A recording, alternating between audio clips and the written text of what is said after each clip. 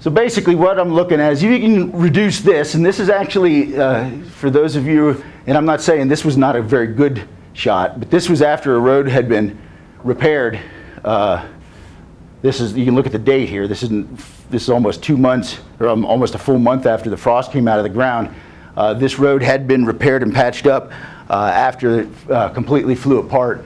But this was the interim right here, and I contend that in a lot of cases you're going to have ruts. If you have an outlet at a certain point, you're going to see water totally bypass the drainage system. If we can try to eliminate that, scenes like this right here, and this, okay, people say, well, what's wrong with that? We got the water off the road looks fine, you know, there's ditch systems functioning. We have one of the issues with this is what we call a traditional drainage scheme or structure.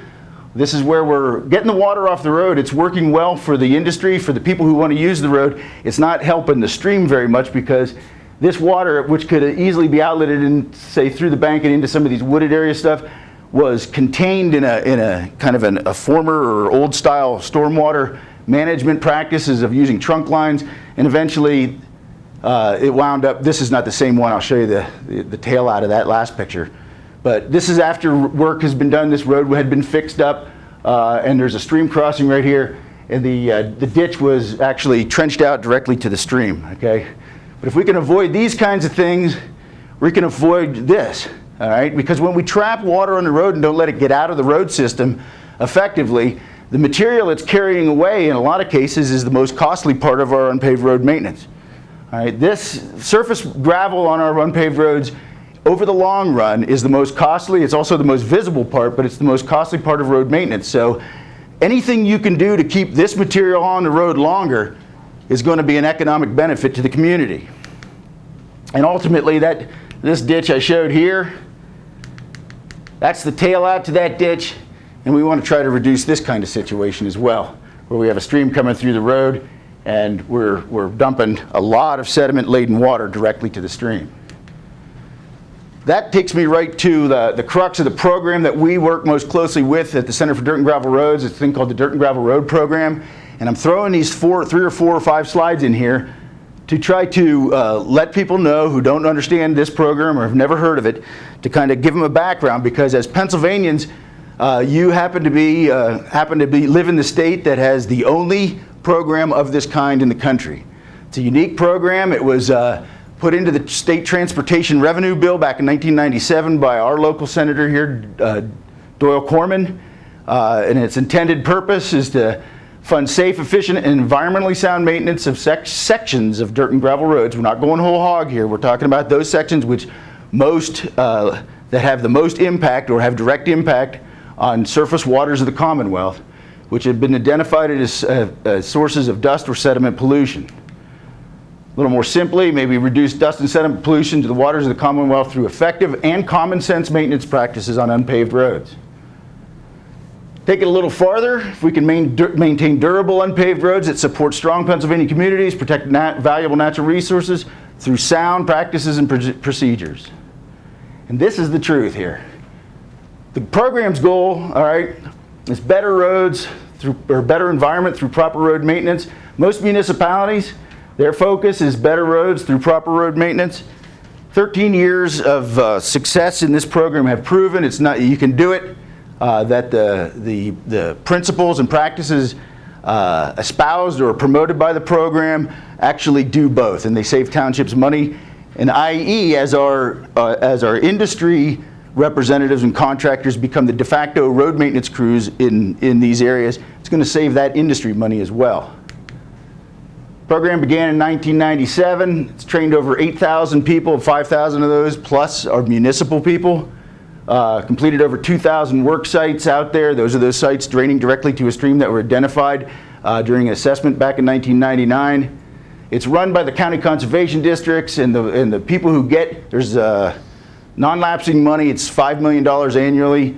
$1 million of that goes to the Bureau of Forestry, and $5 million of it goes to townships mainly, who work with the district to complete individual projects to meet the goals of the program, which is right there.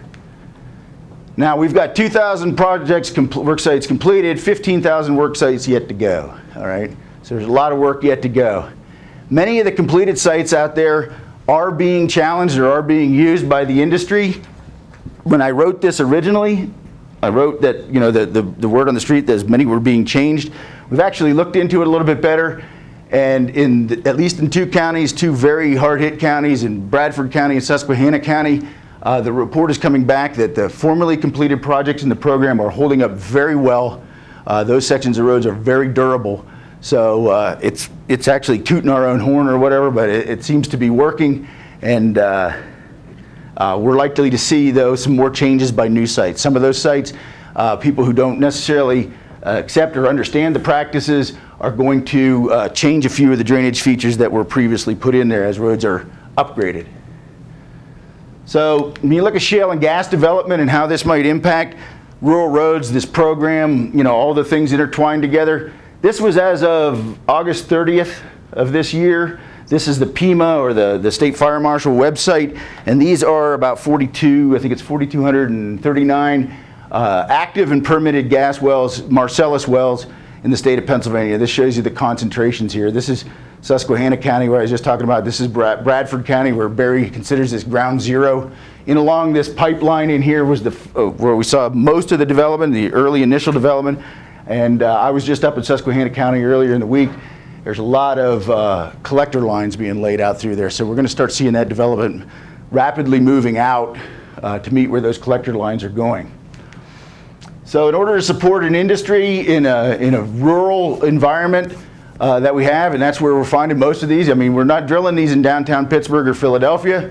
I'm not saying Pittsburgh might not be someday in the play, like we have, Terry could probably answer that better than I could. But we're certainly, not, at this point, not going to see Marcellus into Philadelphia. But in Tyadotten, up into Sproul, and all these areas that look like this, we're going to see a lot of this activity. And in order to support something like this, need a lot of these, okay? Now, Margaret just talked about a 6-mile line where they're putting in trunk lines to try to minimize the amount of water trucks going on the road. We're seeing more of that, okay? But to some extent, we're always going to, you know, the industry is truck intensive, hauling intensive, and we're going to see a lot of this. All right, in order to support these, that's a Texas picture. Does that look like Texas, Terry? You spent a lot of time down there. I think that's East Texas? Yeah, it's East Texas. It's yeah. green for West Texas. Yeah, this is in eastern Texas. It's probably Denton County, somewhere up in that area. But, and these are like this, actually they're probably Halliburton trucks, they're red, but these are the trucks that come in. We hear a lot about the water trucks, but it takes a lot of these other support trucks. Typically there's about, they're saying now in Marcellus, you deal with about 1,000, 80,000 pound water trucks per well. That's jumped up as the horizontal legs have gotten longer. And there's another 500 or so supporting trucks, get rigs in, get stone in, get all kinds of other stuff. So you're looking at about 1,500 heavy haul units per well at this point. I shouldn't say per well, because eventually they're going to start sinking more. Per well or per pad? Per pad. That's what I was going to say. I was going to correct myself. That's the initial pad. That number will go down. That average number will go down as they sink more wells on a pad. If the rig is there and they're going for the second bore and that kind of thing, then the initial 500 trucks to bring in stone and that kind of stuff will be diluted over the process. But the initial pad, about 1,500 or so. And then it'll probably go down in the neighborhood of 1,100 or something in that department. So in order to support these types of things on something like this, and I hope everybody who's been out and about agrees that that's pretty typical of a Pennsylvania, especially often in our state forest areas, you're probably going to have to, or you may have to do something like this, okay? Or this. And why is that? Because we have areas where the subbase are types of soils and stuff like that, and that freeze-thaw cycle I talked about and everything like that, are unable to support a year-round production in this industry, and we're seeing this kind of activity now. Barry and I and a bunch of other people are in the process now of looking at ways, because there's some issues with this, looking at ways to get the same type of support out of a much lower elevation roadways and stuff like that. I'm not going to present that here, but to date, this is what we're seeing out there in order to support this kind of traffic. So what would that look like now if we we played some games here. We did some cut and paste and stuff like that. This is taking the original map, but looking at industry projections of saying maybe another 35 to 50,000 more wells over the next 2 decades.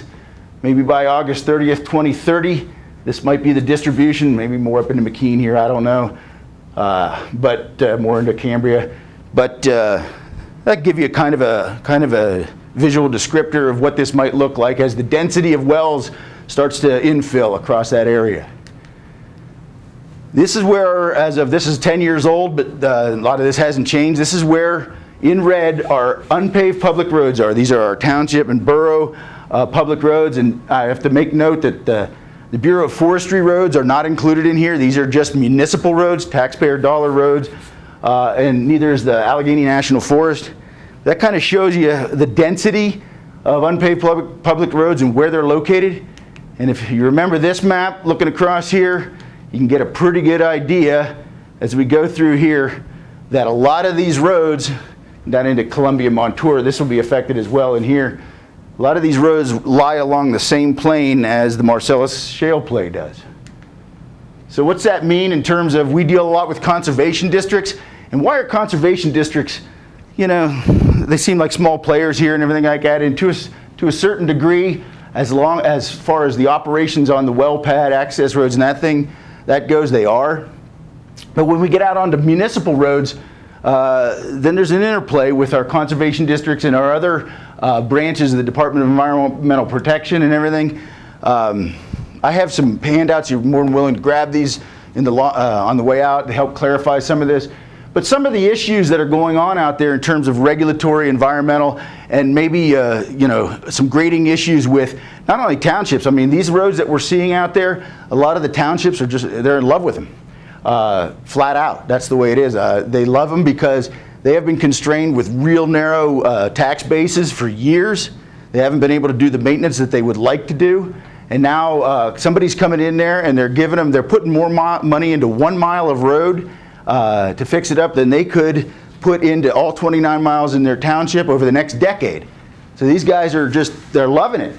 And so the districts here, the conservation districts, have traditionally worked with the municipalities to get them on board to this program of environmentally sensitive maintenance, and they've done a pretty good job.